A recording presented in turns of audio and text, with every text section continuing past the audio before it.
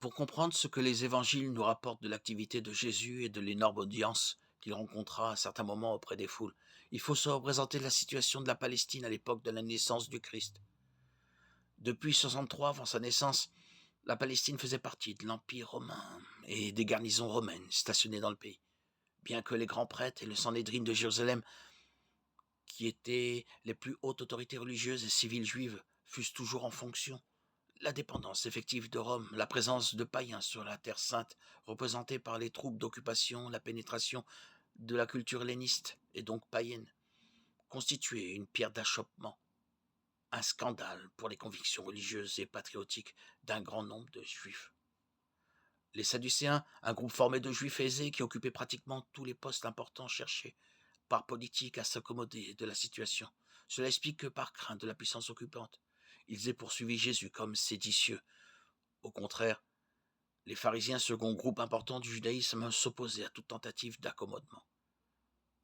Ces pharisiens s'en tenaient strictement à la loi de Moïse, la Torah, et ils refusaient de frayer avec ceux qui en prenaient à leur aise avec elle, spécialement le peuple ignorant.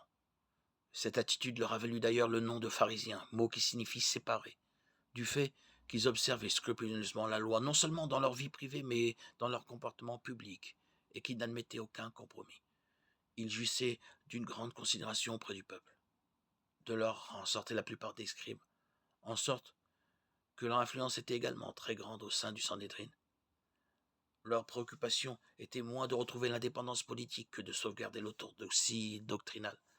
Pour eux, l'observation stricte et littérale de la loi mosaïque était la condition préalable à la venue du Messie, et par suite à la libération d'Israël. Dans la pratique, les pharisiens en arrivaient trop souvent, en vertu de leur conception, à traduire leur fidélité à la loi par des attitudes qui nous paraissent aujourd'hui ridicules. Quand on se rappelle les discussions que Jésus eut avec eux à propos du repos du sabbat ou du paiement de la dîme.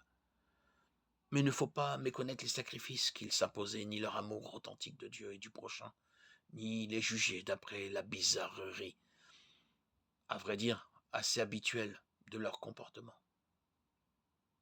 Ce serait commettre une injustice à leur égard. À leur époque, à l'époque de Jésus, de larges fractions du peuple vivaient dans l'attente de la fin du monde, que l'on espérait proche. Celle-ci devait être immédiatement précédée par la venue du Messie qui relèverait Israël et rétablirait le royaume de David, faisant ainsi éclater la gloire de Dieu à la face de tous les peuples. La misère dans laquelle étaient plongées, sans espoir de changement, de larges couches de la population avait favorisé cette attente. Dieu allait sans plus attendre intervenir et envoyer son nom, le Messie. Ses conceptions, ses espérances et ses aspirations étaient exposées dans de nombreux livres extra-bibliques dont on ne saurait sous-estimer l'importance et qui avaient influencé l'enseignement des pharisiens et de certains autres groupes religieux. Et on ne peut pas comprendre Jésus et son message en dehors de ce contexte.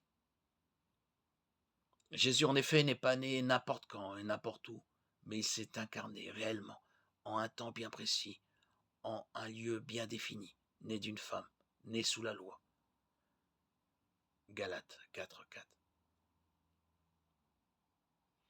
De l'enfance de Jésus, les évangiles de Marc et de Jean ne disent rien. Les évangiles de Matthieu et de Luc n'en parlent pas beaucoup.